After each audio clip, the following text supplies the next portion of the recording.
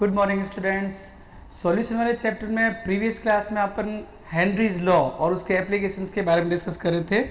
तो अगर हम प्रीवियस स्लाइड को देखें थोड़ा, एप्लीकेशंस ऑफ हेनरी लॉ, तो याद होगा आपको सॉफ्ट ड्रिंक और बैंड्स और एनॉक्सिया, ये 3 कंडीशंस पढ़ी थी हमने।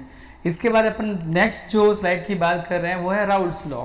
राउल्स लॉ में क्या पढ़ते हैं अपन, जो पार्शियल प्रेशर होगा लेकिन वॉलेटाइल सॉलिड, हेनरी लॉ में तो सिर्फ गैस की बात कर रहे थे अपन, राउल्स लॉ में आएगा बेटा वॉलेटाइल जो लिक्विड्स होते हैं उनका पार्शियल प्रेशर उनके मोल फ्रैक्शन के क्या हो गया, डायरेक्टली प्रोपोर्शनल टू, यानी कि P pressure directly proportional to mole fraction. ठीक है, अगर अपन प्रोपोर्शनल साइन हटाएंगे तो ये कांस्टेंट मिलेंगे अपने को पी ए नॉट और पी बी नॉट।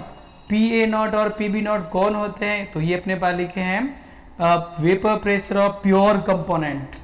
यहाँ कंपोनेंट ए और बी जो अपन पिछली क्लास में सॉल्यूट और सॉल्वेंट डिस्कस कर रहे थे उनके बारे में, थोड़ा चेंज है इसमें। इन्होंने ए को सॉल्वेंट माना है और बी को क्या कर दिया है, सॉल्यूट। ठीक है, इसका थोड़ा ध्यान रखना।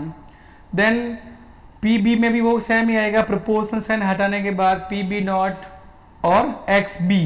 पी बी नॉट कौन हो जाएगा, vapour pressure of pure component. ठीक है, उसके बाद यहां हमने पढ़ा था डॉल्टन्स लॉ। डॉल्टन्स ने कहा था सॉल्यूशन का जो टोटल वेपर प्रेशर होगा वो कंपोनेंट्स के पार्शियल वेपर प्रेशर के सम के इक्वल होगा।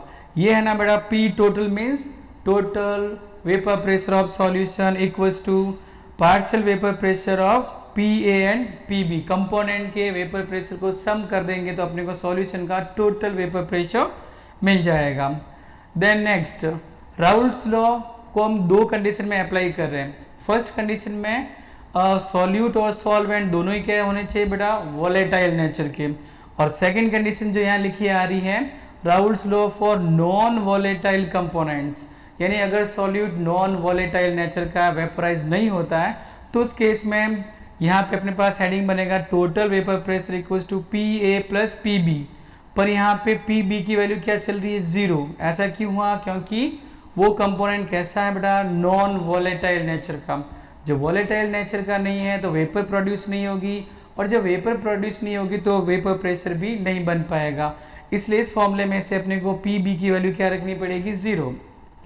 पी ए सेम रखा, अब पी ए की जगह ये वैल्यू कहाँ से लेके आए अपन, तो आपको पता है मोल फ्रैक्शन का अगर हम सम करते हैं X A plus X B equal to कितना होता है बेटा, 1 होता है, राइट ना। अगर हमें यहाँ से एक्स ए को रिप्लेस करना है तो अपन क्या लिख सकते हैं इसको, X A equal to 1 minus X B. ये देखो आप, तो जो पी ए की वैल्यू थी उसके साथ में क्या आ जाएगा, अब ये पी ए नॉट और 1 माइनस एक्स बी, क्योंकि पी ए को हमने पिछले सेक्शन में पढ़ा था पी ए नॉट एक्स ए। अब एक्स ए को रिप्लेस कर दिया, एक्स ए की जगह अपन क्या लिखना चाह रहे हैं, 1 माइनस एक्स बी। इसको मल्टीप्लाई कर देंगे तो आपको नया फॉर्मूला मिल जाएगा। यहाँ ये ध्यान रखना अपने को, नॉन वॉलेटाइल जो सॉल्यूट होते हैं उस केस में जो रिलेटिव लोअरिंग होगा वेपर प्रेशर का वो हमेशा किसके बराबर मिलेगा अपने को, मोल फ्रैक्शन ऑफ सॉल्यूट। ये जो एक्स बी लिखा है ना बेटा, यहाँ आ जाएगा अपने पास मोल फ्रैक्शन ऑफ सॉल्यूट। तो ये फिक्स कॉन्सेप्ट होता है कि अगर रिलेटिव इन वेपरिंग प्रेशर हो रहा है तो उसकी वैल्यू हमेशा मोल फ्रैक्शन ऑफ सॉल्यूट के इक्वल मिलेगी। आइडियल और नॉन आइडियल सॉल्यूशन कौन से होते हैं, डिफरेंस के फॉर्म में अपन इनको याद करते हैं। आइडियल सॉल्यूशन कौन होते हैं, वे सॉल्यूशन जो राउल्स लॉ को फॉलो करते हैं। इसका रिवर्स जब नॉन आइडियल सॉल्यूशन पढ़ेंगे तो उल्टा हो जाएगा, वहाँ आप बोलोगे नॉन आइडियल सॉल्यूशन जो राउल्स लॉ को फॉलो नहीं करते। तो यहाँ तो अपन लिख लेंगे solution which obey Raoult's law they are known as ideal solution. अच्छा, जो आइडियल सॉल्यूशन होते हैं ना बेटा उनके लिए डेल्टा वी मिक्सिंग की वैल्यू कितनी होती है, 0। यानी सॉल्यूट और सॉल्वेंट को जब कंबाइन कर देंगे तो जो सॉल्यूशन बनेगा उसमें चेंज इन वॉल्यूम क्या मिलेगा, 0। डेल्टा एच मिक्सिंग यानी कि चेंज इन एंथैल्पी, अगर आइडियल सॉल्यूशन है तो डेल्टा एच मिक्सिंग की वैल्यू 0 आ रही है, यानी कि हीट न तो सॉल्यूशन एब्जॉर्ब करेगा ना सॉल्यूशन हीट को क्या करेगा, रिलीज। नो एब्जॉर्प्शन और नो रिलीजिंग ऑफ हीट। तो यहाँ पे अपन बोलेंगे delta H mixing equals to 0। ये होते हैं अट्रैक्शन फोर्स। सॉल्यूट सॉल्यूट और सॉल्वेंट सॉल्वेंट के जो मॉलिक्यूल्स होते हैं उनके बीच का अट्रैक्शन फोर्स अगर सॉल्यूशन के अट्रैक्शन फोर्स के बराबर है तब तो आइडियल सॉल्यूशन होगा, और अगर बराबर नहीं होता तो फिर वो केस 2 बनेगा, नॉन आइडियल सॉल्यूशन।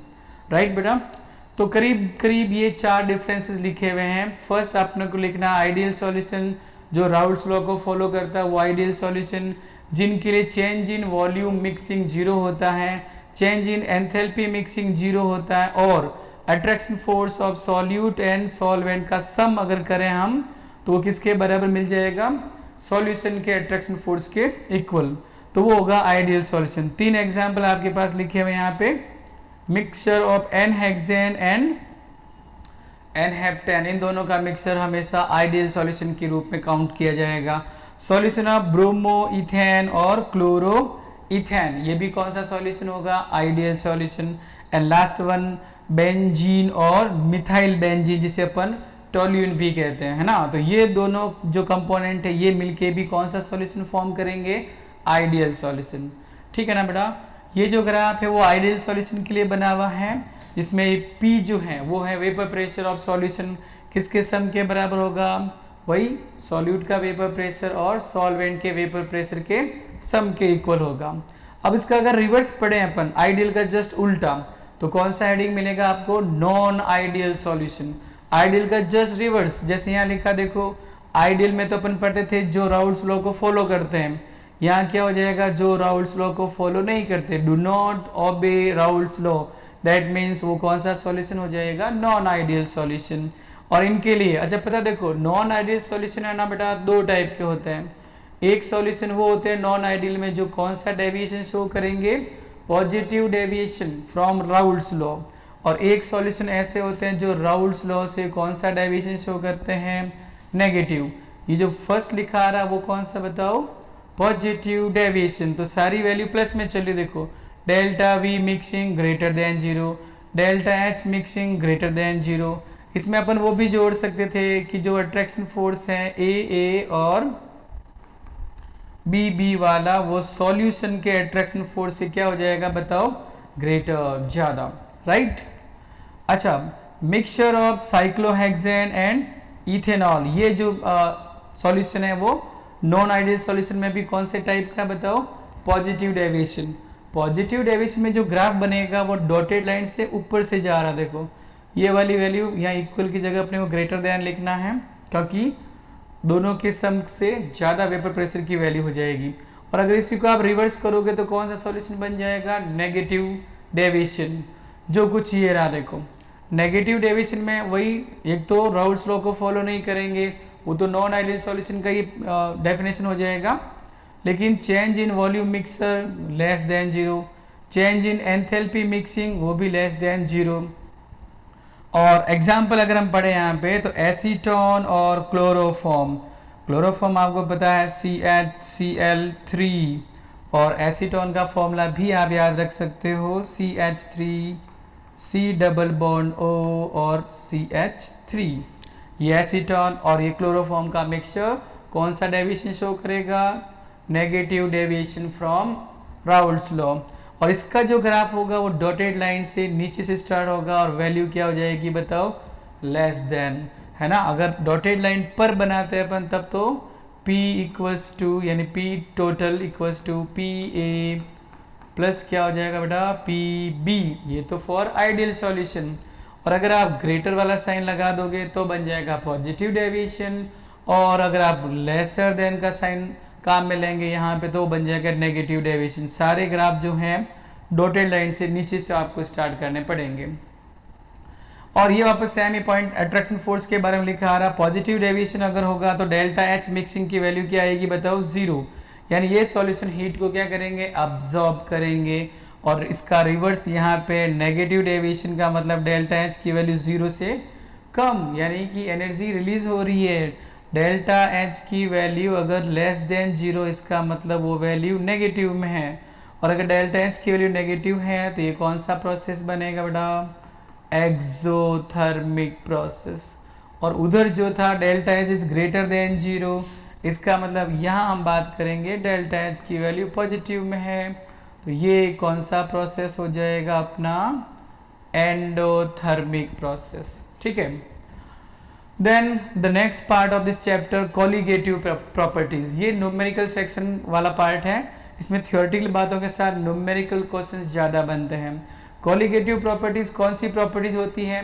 बहुत सिंपल, सॉल्यूशन के अंदर वह प्रॉपर्टी जो किस पे डिपेंड करेगी बेटा, number of solute particles, not on the nature of solute. Solute के नेचर पे डिपेंड नहीं करती, बल्कि किस पे डिपेंड करती है, सॉल्यूट पार्टिकल्स के नंबर्स पे डिपेंड करेगी। ऐसी सभी प्रॉपर्टीज को अपन बोलेंगे कॉलिगेटिव प्रॉपर्टी। सिंपल सी डेफिनेशन, हमें यहाँ पे 4 टाइप की कॉलिगेटिव प्रॉपर्टीज को डिस्कस करना है। फर्स्ट आ रहा अपने पास relative lowering of vapour pressure. Vapour pressure जो है अगर वो लोअर का मतलब होता है कम हो जाएगी वैल्यू वेपर प्रेशर की। ऐसा कब होगा, जब हम उसके अंदर क्या चीज ऐड करेंगे, नॉन वॉलेटाइल सॉल्यूट को अगर हम ऐड करेंगे तो जो सॉल्यूशन बनेगा उसका वेपर प्रेशर रिड्यूस हो जाता है, कम हो जाता है। डिटेल में अपन नेक्स्ट स्लाइड में देखेंगे इसको। सेकंड आ रहा है अपने पास बॉइलिंग पॉइंट, और वो भी यहाँ वर्ड आ रहा है एलिवेशन। एलिवेशन का मतलब होता है बॉइलिंग पॉइंट इंक्रीज हो जाएगा, किसके कंपैरिजन में, प्योर सॉल्वेंट के कंपैरिजन में। कब, जब अपन उसके अंदर क्या ऐड करने वाले हैं, नॉन वॉलेटाइल सॉल्यूट। ये है नेक्स्ट बेटा depression of freezing point. Depression का मतलब वापस वही कि फ्रीजिंग पॉइंट जो होगा सॉल्यूशन का प्योर सॉल्वेंट के कंपैरिजन में रिड्यूस हो जाएगा, मतलब कम हो जाएगा। And the last colligative property is osmotic pressure of solution. इसको अपन पाई से डिनोट करते हैं। वापस अपन डिटेल में लेके आते हैं। First heading relative lowering of vapour pressure. तो यहाँ साफ लिखा देखो, नॉन वॉलेटाइल सॉल्यूट को अगर आप एक प्योर सॉल्वेंट के अंदर ऐड कर देते हो तो जो सॉल्यूशन फॉर्म होगा उसका वेपर प्रेशर क्या हो जाएगा बेटा, डिक्रीज हो जाएगा। ये डिक्रीज और इंक्रीज हम किसके साथ कंपेयर करके बोल रहे हैं, सॉल्वेंट के साथ कंपेयर कर रहे हैं। पहले अपने पास कंटेनर के अंदर सिर्फ प्योर सॉल्वेंट था, अगर अब उसमें अपन क्या ऐड कर देते हैं, नॉन वॉलेटाइल सॉल्यूट, तो ये बन जाएगा सॉल्यूशन। इस सॉल्यूशन का वेपर प्रेशर प्योर सॉल्वेंट से अगर रिड्यूस हो रहा है, कम हो रहा है, तो उसको अपन बोलेंगे relative lowering of vapour pressure, जो किसके बराबर होगा, ये हमने पिछले वाले सेक्शन में पढ़ा था, ये delta P upon P A not. इस पूरे रेशियो का नाम है relative lowering of vapour pressure, जो किसके इक्वल होगा बेटा, एक्स ए। एक्स ए कौन था, मोल फ्रैक्शन। किसका मोल फ्रैक्शन है ये, तो mole fraction of solute. Solute का मोल फ्रैक्शन होता है। अपन मोल फ्रैक्शन कैसे फाइंड करते हैं आपको पता होगा, number of moles of component upon total moles of solution.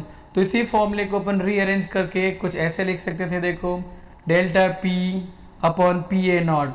अच्छा, डेल्टा पी का मतलब होता है just lowering of vapour pressure. दो वर्ड है बेटा, एक तो रिलेटिव लोअरिंग और एक सिर्फ क्या है, लोअरिंग ऑफ वेपर प्रेशर। अगर आप पूरा एक साथ काउंट करते हो ये वाला टर्म, तब तो बनेगा relative lowering of vapour pressure, जो किसके इक्वल आएगा, mole fraction of solute. Upon mole fraction को कैसे फाइंड करेंगे आपको पता है, एक्स ए की जगह क्या लिख सकते थे अपन, moles of A moles of B ऊपर upon N A plus N B. इसमें से इस ए को यहाँ से क्या कर दिया जाएगा, नेग्लिजिबल। तो फॉर्मेट बन जाएगा एक्स बी की जगह अब क्या लिखेंगे अपन, ये वाला formula, delta P upon P A naught equals to W B upon में एम बी। इसका मीनिंग क्या निकला बताओ, डब्ल्यू बी का मतलब है बेटा मास ऑफ सॉल्यूट, अपॉन में एम बी का मतलब क्या होगा, मोलर मास ऑफ सॉल्यूट, है ना। और ये एम ए का मतलब मोलर मास ऑफ सॉल्वेंट, और अपॉन में ये क्या आ जाएगा बताओ, डब्ल्यू ए का मतलब होगा अमाउंट ऑफ सॉल्वेंट। ठीक है, ए और बी वाले नोटेशन से कंफ्यूज नहीं होना। कुछ जगहों पे ए को सॉल्यूट मान लेते हैं, कुछ जगह पे बी को सॉल्यूट मान लेते हैं। जो अपने को कंफर्टेबल लगे उसको एक साथ कंटिन्यू मान के चलना, बार बार इसको नोटेशन को चेंज नहीं करना। अगर आप ए को सॉल्यूट मान रहे हो तो पूरे चैप्टर में ए को सॉल्यूट काउंट करना है, बी को अगर आप सॉल्यूट मान के चलो तो पूरे चैप्टर में जहां जहां बी लिखा मिलेगा उसको सॉल्यूट काउंट करना पड़ेगा। Then the second colligative property is elevation of boiling point. Boiling point क्या होता है, वो डेफिनेट टेम्परेचर जहाँ कोई लिक्विड क्या होता है बताओ, वेपराइज होना शुरू हो जाता है, या यूँ कहें कि किसी लिक्विड का जो बॉइलिंग पॉइंट होता है वो एटमॉस्फेरिक प्रेशर के अगर इक्वल हो जाएगा वेपर प्रेशर, तो वहाँ उसको बोलेंगे अपन बॉइलिंग पॉइंट। तो difference between the boiling point of pure solvent and solution, उसको बोलेंगे elevation of boiling point, represent करेंगे delta T B. Delta T B equals to बन जाएगा T B minus T B naught. यहाँ एक word लिखा देखो एलिवेशन, जिसका मीनिंग होता है, मैंने बोला था अभी, बॉइलिंग पॉइंट इंक्रीज हो जाएगा। ये इंक्रीज वाली बात हम प्योर सॉल्वेंट के साथ कंपेयर कर रहे हैं। तो प्योर सॉल्वेंट जो है उसका बॉइलिंग पॉइंट तो क्या लिखा हुआ अपने पास, टी बी नॉट, और ये जो टी बी लिखा है ना बेटा, ये है बॉइलिंग पॉइंट ऑफ सॉल्यूशन। और इन दोनों का जो डिफरेंस है उसी का नाम क्या है, एलिवेशन ऑफ बॉइलिंग पॉइंट, यानी delta T B equals to T B minus T B naught. Delta T B is directly proportional to किसके मिलेगा अपने को, मोलेलिटी, ये वाला सिंबल स्मॉल एम वाला, ये मोलेलिटी वाला सिंबल हो जाएगा।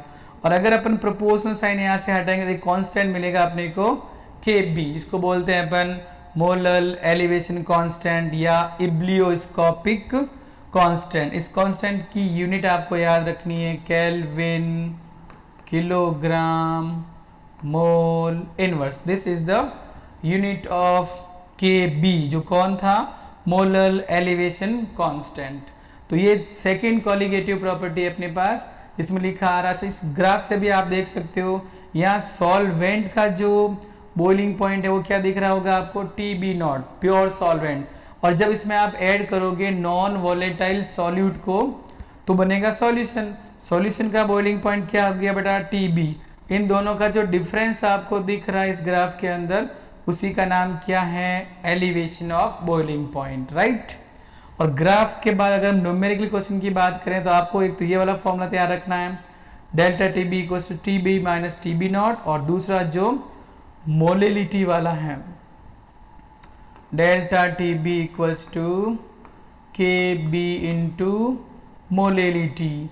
अब मोलेलिटी की वैल्यू आपको यहाँ पे पुट करनी पड़ेगी। मोलेलिटी का फॉर्मूला पता ही होगा आपको, amount of solute upon molar mass of solute. तो जो न्यूमेरिकल सेक्शन में वैल्यू दे रखी होगी उस फॉर्मूले में वैल्यू पुट करके सॉल्व करना है। द नेक्स्ट, ये यहाँ पे लिखा भी आ रहा है, देखो delta T B equals to K B into molality. तो हमने यहाँ मोलेलिटी की वैल्यू रखी है। मोलेलिटी का मतलब क्या होता है बेटा, ये वाला फॉर्मूला पूरा जो लिखा हुआ है ना, ये है अपने मोलेलिटी का फॉर्मूला, जिसमें अपन यहाँ क्या लिखते हैं, मास of solute, molar mass of solute, और डब्ल्यू ए कौन है बेटा, मास ऑफ सॉल्वेंट। अगर मास ऑफ सॉल्वेंट क्वेश्चन में ग्राम में गिवन होगा तो आपको ऊपर क्या करना पड़ेगा, 1000 से मल्टीप्लाई करना पड़ेगा। उसके बाद बाकी वैल्यू सेम सेम है। अगर आपको मोलर मास चाहिए इसी फॉर्मूले से तो एम बी, ये एम बी कौन है, M B means molar mass of solute. अगर हमें molar mass of solute find करना है तो बाकी जो पैरामीटर यहाँ पे गिवन है वो क्वेश्चन में दिए जाएंगे, आपको वैल्यू पुट करके मोलर मास ऑफ सॉल्यूट को फाइंड करना है, राइट बेटा। द नेक्स्ट कॉलिगेटिव प्रॉपर्टीज है थर्ड वाली, डिप्रेशन ऑफ फ्रीजिंग पॉइंट। उसमें लगभग बॉइलिंग पॉइंट से उल्टा चलना है। बॉइलिंग पॉइंट में टेम्परेचर इंक्रीज हो गया था, इसमें क्या होएगा, डिक्रीज। यानी अगर हम प्योर सॉल्वेंट का फ्रीजिंग पॉइंट मानते हैं ये वाला T F not, this is the freezing point of pure solvent. अब अगर हम इस सॉल्वेंट के अंदर ऐड करेंगे बेटा नॉन वॉलेटाइल सॉल्यूट, तो जो सॉल्यूशन बनेगा उसका फ्रीजिंग पॉइंट क्या हो गया, देखो कम हो गया, डिक्रीज हो गया, रिड्यूस हो गया, इसलिए नाम क्या आ रहा है यहाँ पे, डिप्रेशन, ठीक है। और इन दोनों का जो डिफरेंस होगा, किसका डिफरेंस है ये, freezing point of pure solvent and freezing point of solution, इस डिफरेंस का नाम क्या होगा, डिप्रेशन ऑफ फ्रीजिंग पॉइंट। हम इसको ऐसे लिख सकते हैं, delta T F equals to, higher value में से कम वाली वैल्यू को माइनस करेंगे तो टी एफ नॉट माइनस क्या हो जाएगा, टी एफ, करेक्ट। बाकी सेम है, देखो डेल्टा टी एफ जो होगा वो मोलेलिटी के डायरेक्टली प्रोपोर्शनल, प्रोपोर्शनल साइन हटाएंगे तो कांस्टेंट मिलेगा आपको के एफ। वहाँ पे आपको मिला था के बी, है ना, इधर है के एफ, अच्छा, मोलर डिप्रेशन कांस्टेंट इसका नाम है। के एफ जो कांस्टेंट है उसको अपन बोलेंगे मोलर डिप्रेशन कांस्टेंट, और एक नाम होता है इसका क्रायोस्कोपिक कांस्टेंट। और इसकी जो यूनिट होगी ना, वापस वही जो के बी की यूनिट थी, यानी के जी मोल इनवर्स, ये यूनिट होती है के एफ की भी और के बी की भी। अलग अलग सॉल्वेंट के लिए इन दोनों की यूनिट अलग अलग होती है। क्वेश्चन में आपको ये वैल्यू गिवन होगी for numerical questions. Then relation between depression of freezing point और मोलर मास, सेम वही वाला formula, delta T F equal to K F into ये क्या है बेटा, मोलरिटी। बट मोलरिटी, हाँ ये मोलरिटी स्मॉल एम जिसे अपन बोला करते हैं मोलरिटी, उसका ये फॉर्मूला जो आपको कहाँ पे लाके पुट करना है, इस वाले एम की जगह हमने पुट कर दिया। ये आपका नया वाला फॉर्मूला मिल जाएगा। Delta T F equal to K F याद है ना, मोलर डिप्रेशन कांस्टेंट या क्रायोस्कोपिक कांस्टेंट। डब्ल्यू बी और एम बी ये पता है आपको, mass of solute, mass of solvent, और ये था अपने पास मास ऑफ सॉल्वेंट, बाकी सेम है। ये एम बी वापस वही मोलर मास ऑफ सॉल्यूट, अगर फाइंड करना है तो उसको रीअरेंज करके अपन उधर भेज देंगे। बाकी सारी वैल्यू आपको क्वेश्चन में गिवन होगी, वैल्यू पुट करके अपन उसको सॉल्व कर सकते हैं। द लास्ट कॉलिगेटिव प्रॉपर्टीज जो है सॉल्यूशन की, उसका नाम है ऑस्मोटिक प्रेशर। ऑस्मोटिक प्रेशर में क्या होता है, देखो अगर अपने किशमिश के दाने को पानी के अंदर रखते हैं तो वाटर मॉलिक्यूल जो होते हैं बाहर से इस किशमिश के दाने के अंदर जाना शुरू कर देते हैं। यानी ऑस्मोसिस एक ऐसा प्रोसेस होता है जिसमें वाटर मॉलिक्यूल जो होता है वो अपनी हायर कंसंट्रेशन से लोअर कंसंट्रेशन की ओर मूव करते हैं, लेकिन किसके थ्रू जाएंगे, ये वाले स्ट्रक्चर सेमी परमिएबल मेम्ब्रेन। अगर ऑस्मोसिस प्रोसेस हो रहा है तो वहां पे सेमी परमिएबल मेम्ब्रेन का होना जरूरी है। बिना सेमी परमिएबल मेम्ब्रेन के ऑस्मोसिस प्रोसेस नहीं होगा। तो जब ऑस्मोसिस प्रोसेस हो रहा होगा, जैसे इस वाले स्ट्रक्चर में बाहर लिखा हुआ प्योर सॉल्वेंट, अंदर यहाँ पे हमने जैसे शुगर का सॉल्यूशन भर रखा है, चाशनी यानी सॉल्यूशन जिसमें पानी भी होगा और शक्कर का अमाउंट भी होगा। पहले मान लो हाइट जो भी थी इस कॉलम की उसको एच लिखा, बाद में जैसे जैसे पानी के मॉलिक्यूल्स इसके अंदर जाना शुरू करेंगे ये वाली हाइट क्या हो जाएगी, इंक्रीज हो जाएगी। तो यहाँ एक फॉर्मूला लिखा हुआ मिलेगा आपको, osmotic pressure pi equals to h rho g. H का मतलब कितनी हाइट तक ये कॉलम बढ़ा, रो जो होगा वो डेंसिटी को शो करेगा, और जी आपको पता है gravitational acceleration. Excess pressure required to just prevent, मतलब जब ऑस्मोसिस प्रोसेस हो रहा है तो सेमी परमिएबल मेम्ब्रेन पर एक एक्स्ट्रा प्रेशर जो कुछ समय बाद अपियर होना शुरू होगा, जो किसको प्रिवेंट करेगा, ऑस्मोसिस प्रोसेस को रोकने के लिए जो प्रेशर सेमी परमिएबल मेम्ब्रेन पर डेवलप होता है उसी का नाम क्या है, ऑस्मोटिक प्रेशर। इसके लिए न्यूमेरिकल फॉर्मूला ये वाला, पाई इक्वल्स टू CR2 होता है अपने पास। पाई का मतलब हो जाएगा ऑस्मोटिक प्रेशर, सी कंसंट्रेशन, और आपको पता है कंसंट्रेशन की यूनिट होती है बेटा मोल पर लीटर, तो N/V यानी कि मोल अपॉन लीटर। तो जो कंसंट्रेशन था उसकी जगह ये लिखा आ रहा देखो, है ना, NB/V। NB कौन, मोल्स ऑफ सॉल्यूट, और V कौन, वॉल्यूम ऑफ सॉल्यूशन। R आपको पता है गैस कांस्टेंट, T टेम्परेचर जिसको आपको यहाँ केल्विन में पुटअप करना पड़ेगा। ये वापस वही लिखा देखो, NB का मतलब मोल्स ऑफ सॉल्यूट, जो क्या होता है मास of solute upon molar mass of solute. इस फॉर्मूले में इन वैल्यू को पुट करेंगे तो आपको मिल जाएगा एक नया फॉर्मूला ये वाला। इनमें कौन से पैरामीटर का मीनिंग क्या होता है सुनो आप देखो, MB का मतलब क्या होगा, मोलर मास ऑफ सॉल्यूट, जो न्यूमेरिकल क्वेश्चन में आपको फाइंड करना पड़ेगा। WB कौन है बेटा, amount of solute, R gas constant, T temperature, नीचे लिखा पाई इंटू V, तो पाई तो हो जाएगा ऑस्मोटिक प्रेशर और V होगा वॉल्यूम। अगर वॉल्यूम लीटर में है तब तो ये फॉर्मूला आपको अप्लाई करना, अगर क्वेश्चन में आपको वॉल्यूम किस में गिवन दिया जाए ml मिलीलीटर में, देन आपको इस फॉर्मूले में ऊपर क्या करना पड़ जाएगा 1000 से मल्टीप्लाई। आइसोटोनिक सॉल्यूशन, ये टाइप ऑफ सॉल्यूशन है। देखो आइसोटोनिक सॉल्यूशन का मतलब दो ऐसे सॉल्यूशन को अगर कंपेयर करें हम, जिनके लिए ऑस्मोटिक प्रेशर की वैल्यू क्या मिलेगी आपको, equal, pi 1 equal to pi 2, यानी two solution having same osmotic pressure at definite temperature, तो उनको बोलेंगे अपन आइसोटोनिक सॉल्यूशन, राइट। और अगर ऐसा होता है कि दो सॉल्यूशन में से एक सॉल्यूशन ऐसा है जिसका ऑस्मोटिक प्रेशर हाई है, तो उसका नाम क्या हो जाएगा बेटा, हाइपरटोनिक सॉल्यूशन। और दूसरा अपने आप ही क्या हो जाएगा, जिसका ऑस्मोटिक प्रेशर सेकंड वाले सॉल्यूशन से अगर कम होगा तो उसको अपन बोलेंगे हाइपोटोनिक सॉल्यूशन। तो तीन वर्ड्स मिले आपको यहाँ पे, isotonic solution, hypertonic solution and hypo. Isotonic में तो क्या होगा, दोनों सॉल्यूशन का osmotic pressure equal equal. Hypertonic का मतलब होगा दो सॉल्यूशन में से एक सॉल्यूशन ऐसा जिसका ऑस्मोटिक प्रेशर हायर होगा, और हाइपोटोनिक दो सॉल्यूशन में से एक सॉल्यूशन ऐसा जिसका ऑस्मोटिक प्रेशर लोअर होगा, कम होगा। रिवर्स ऑस्मोसिस यानी ऑस्मोसिस का जस्ट उल्टा प्रोसेस, उसको बोलेंगे अपन रिवर्स ऑस्मोसिस।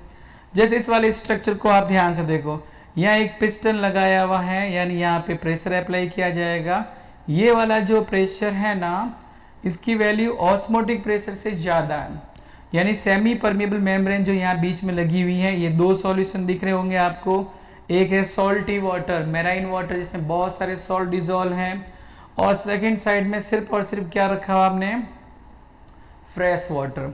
तो नॉर्मली होना तो क्या चाहिए था बेटा, वाटर से फ्रेश वाटर से वाटर मॉलिक्यूल किसकी ओर ट्रांसफर होते, इस मेराइन वाटर की ओर, तब तो अपन बोलते हैं it is the process of osmosis.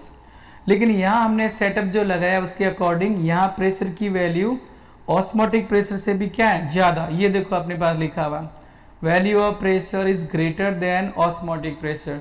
तब क्या होने लग जाता है, ऑस्मोसिस से रिवर्स प्रोसेस शुरू हो जाएगा, और आपको दिखेगा यहाँ पे कि सॉल्ट वाटर जो था उसमें से पानी वाले जो मॉलिक्यूल है वो किसकी ओर ट्रांसफर होना शुरू हो जाएंगे, फ्रेश वाटर की ओर जाना शुरू हो जाएंगे। यानी कि सॉल्टी वाटर से ओनली वाटर मॉलिक्यूल तो मूव कर जाएंगे, और जो मिनरल्स होंगे वो पीछे इसी जगह पे सेफ रह जाएंगे। तो आप देखोगे यहाँ पे अपने को सिर्फ फ्रेश वाटर क्या होगा, ऑब्टेन हो जाएगा। तो इसका मतलब रिवर्स ऑस्मोसिस प्रोसेस का यूज क्या कर सकते हैं अपन, ये लिखा देखो, reverse osmosis is used in desalination. Desalination का मतलब वही होता है कि इसमें से सॉल्ट को एक तरह से सेपरेट करना, सिर्फ वाटर मॉलिक्यूल अलग हो जाएंगे, पीछे बन जाएंगे सॉल्ट, उसको बोलते हैं अपन डीसैलिनेशन। दूसरे वर्ड में अपन ये भी कह सकते हैं कि जो हार्ड वाटर होता है उसको सॉफ्ट वाटर में कन्वर्ट करना। Abnormal molar mass, the next heading. इसमें कोई भी सब्सटेंस अपने पास होता है, उसका जो मोलर मास है वो उसके एक्चुअल वैल्यू से या तो मिलेगा आपको कम या मिलेगा ज्यादा। तो जो कम या ज्यादा वैल्यू मिल रही है उसी का नाम क्या है यहाँ पे, एबनॉर्मल मोलर मास। ऐसा होता क्यों है, इन दो प्रोसेस के कारण, एसोसिएशन और कौन सा बेटा, डिसोसिएशन। एसोसिएशन का मतलब जब मॉलिक्यूल आपस में जुड़ जाएंगे, जैसे ये वाला स्ट्रक्चर देखो आप, दो एसिटिक एसिड, यहाँ लिखा मोनोमर, मोनोमर का मतलब सिंगल यूनिट्स। तो दो एसिटिक एसिड के मॉलिक्यूल आपस में, ये कौन सी बॉन्डिंग को शो कर रहे हैं यहाँ पे, पता है आप लोगों को, हाइड्रोजन बॉन्डिंग। तो H बॉन्डिंग या हाइड्रोजन बॉन्डिंग के कारण दो एसिटिक एसिड के मॉलिक्यूल्स आपस में कंबाइन हो जाएंगे, इस वाले स्ट्रक्चर को क्या बोलेंगे अपन, डाइमर। तो ये हो रहा है एसोसिएशन, राइट।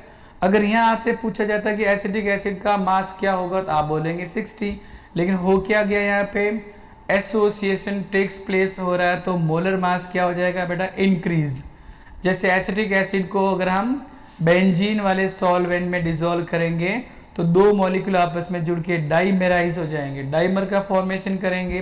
तो एसिटिक एसिड का जो मोलर मास है होता तो कितना है normally 60, which is the exact actual value, लेकिन यहाँ डाइमर फॉर्मेशन होने के कारण इसका मोलर मास क्या हो जाएगा बेटा, विल बी 120 हो जाएगा, जस्ट डबल।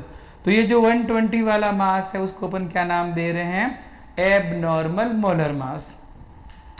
इसी का सेकंड कंडीशन अगर यहाँ पे हो रहा होता डिसोसिएशन, डिसोसिएशन या आयोनाइजेशन, जो सॉल्ट होगा, जो भी सब्सटेंस होगा, अगर वो आयोनाइज हो जाता है जैसे यहाँ पे अपने पास एग्जांपल है KCl को अगर हम वाटर में डिसॉल्व करेंगे तो पोटेशियम आयन अलग और क्लोराइड आयन अलग हो जाएंगे। तो इस केस में डिसोसिएशन वाले केस में वॉन ऑफ फैक्टर को डिसाइड किया जाएगा। वॉन ऑफ फैक्टर जो एक साइंटिस्ट था वॉन ऑफ, इसने एबनॉर्मल मोलर मास को एक्सप्लेन करने के लिए जिस फैक्टर को रिप्रेजेंट किया उस फैक्टर का नाम है वॉन ऑफ फैक्टर। आई से इसको डिनोट किया जाएगा। वॉन ऑफ फैक्टर आई की वैल्यू कैसे निकालेंगे, नॉर्मल मोलर मास अपॉन में एबनॉर्मल मोलर मास, या यहाँ पे दूसरा फॉर्मूला आएगा ऑब्जर्व कॉलिगेटिव प्रॉपर्टी और अपॉन में क्या हो जाएगी बताओ, calculated colligative property. Want Hoff factor ये यहाँ पे है ना आई लिखा हुआ देखो, तो अगर वॉन्ट ऑफ फैक्टर की वैल्यू आपको एग्जैक्ट 1 मिल रही है तो इसका मीनिंग क्या निकला कि वहां पे न तो एसोसिएशन हो रहा और न ही क्या हो रहा है, डिसोसिएशन। मतलब सब्सटेंस का वियोजन भी नहीं हो रहा और संगुणन भी नहीं हो रहा, जैसा था वैसा का वैसा रहा। ग्लूकोज है, यूरिया, इनको अगर आप पानी में प्लेस करोगे नो आयोनाइजेशन और नो एसोसिएशन, तो उस केस में वॉन्ट ऑफ फैक्टर की वैल्यू अपने को 1 मिलेगी। सेकंड कंडीशन, अगर वॉन्ट ऑफ फैक्टर 1 से ज्यादा मिल रहा है तो वहां पे क्या हो रहा होगा, डिसोसिएशन। जैसे पोटेशियम क्लोराइड वाला जो एग्जांपल था अपने पास, ये वाला पोटेशियम क्लोराइड में आपको 2 आयन मिल रहे हैं, तो यहाँ पे वॉन्ट ऑफ फैक्टर की वैल्यू कितनी हो जाएगी 2, क्योंकि पहले एक मॉलिक्यूल था, बाद में कितने आयन बन रहे हैं यहाँ पे 2। तो आपको पता है वॉन्ट ऑफ फैक्टर का एक और फॉर्मूला होता है अपने पास, I इक्वल्स टू, ऊपर तो अपन लिखते हैं number of moles after dissociation और एसोसिएशन, और अपॉन में आएगा सेम फॉर्मूला वापस, नंबर ऑफ मोल्स आफ्टर की जगह लिखना आपको बिफोर डिसोसिएशन और आयोनाइजेशन, एसोसिएशन भी लिख सकते थे यहाँ पे।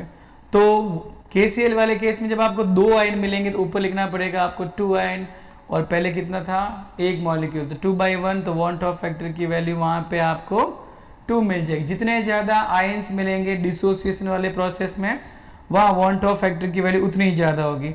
और थर्ड कंडीशन, अगर वॉन्ट ऑफ फैक्टर की वैल्यू 1 से कम मिल रही है, इसका मतलब वहाँ पे कौन सा प्रोसेस हो रहा है, एसोसिएशन, जो आपने एसिटिक एसिड वाले केस में यहाँ देखा था कि 2 मॉलिक्यूल कंबाइन होकर के एक मॉलिक्यूल बन गया। तो अगर मैं वॉन्ट ऑफ फैक्टर आई की वैल्यू निकालूंगा तो I इक्वल्स टू आफ्टर का मतलब बाद में कितने मॉलिक्यूल हुए, टोटल मिला के 1 मोल, और स्टार्टिंग में कितने थे अपने पास 2 मॉलिक्यूल, तो 1/2 आंसर मिल रहा है आपको यहाँ पे, यानी वॉन्ट ऑफ फैक्टर की value 0.5 in case of association, right ना। उसके बाद अपने पास है, अगर हम वॉन्ट ऑफ फैक्टर को इंक्लूड करते हैं तो जो कॉलिगेटिव प्रॉपर्टीज है सॉल्यूशन की वो किस प्रकार से चेंज हो जाएगी। देखो सबसे पहले हमने कौन सी पढ़ी थी, relative lowering in vapour pressure, this is the first, ये फर्स्ट कॉलिगेटिव प्रॉपर्टी थी, relative lowering of vapour pressure, जो आपने लिखा था PA0 - PS upon PA0 equals to, सिर्फ ये चेंज किया। देखो यहाँ पे वॉन्ट ऑफ फैक्टर से मल्टीप्लाई और करना है, बाकी सेम जो पहले से लिखा अपने पास वो का वो रहेगा। Elevation of boiling point delta TB equals to, पहले चल रहा था आपके पास formula delta TB equals to KB into molality, बस नया इसमें क्या ऐड कर देंगे अपन, multiply by van't Hoff factor, ये वाला फॉर्मूला आ जाएगा अपने पास elevation of boiling point. Same ऐसे डिप्रेशन ऑफ फ्रीजिंग पॉइंट, तो यहाँ हो जाएगा delta TF equals to KF into molality, ये तो जनरल केस में था जब वॉन्ट ऑफ फैक्टर की वैल्यू 1 होती है, और अगर यहाँ वॉन्ट ऑफ फैक्टर को आप इंक्लूड करेंगे तो ये इसके साथ मल्टीप्लाई हो जाएगा। The last one is osmotic pressure, इसके लिए अपने पास फॉर्मूला था बेटा पाई इक्वल्स टू CRT, तो इस वाले फॉर्मूले को भी आपको अगर वॉन्ट ऑफ फैक्टर से मल्टीप्लाई करना है तो ये हो जाएगा pi equals to I into CRT, बाकी सेम है, ये तो आपको पता ही, ये जो N/V लिखा हुआ वो कौन है, मोल पर लीटर, जो एक तरह से क्या होता है कंसंट्रेशन। तो मैंने इसी को शॉर्ट फॉर्मेट में ऐसा लिखा है कि पाई इक्वल्स टू CRT, और इसको हमने किससे मल्टीप्लाई कर देना है, वॉन्ट ऑफ फैक्टर करेक्ट। तो ये अपना सॉल्यूशन वाला चैप्टर था। बेसिकली जो हमने सारे हेडिंग्स में कवर किए हैं, चाहे वो थियोरेटिकल हेडिंग्स हो या फिर न्यूमेरिकल वाले हेडिंग हो।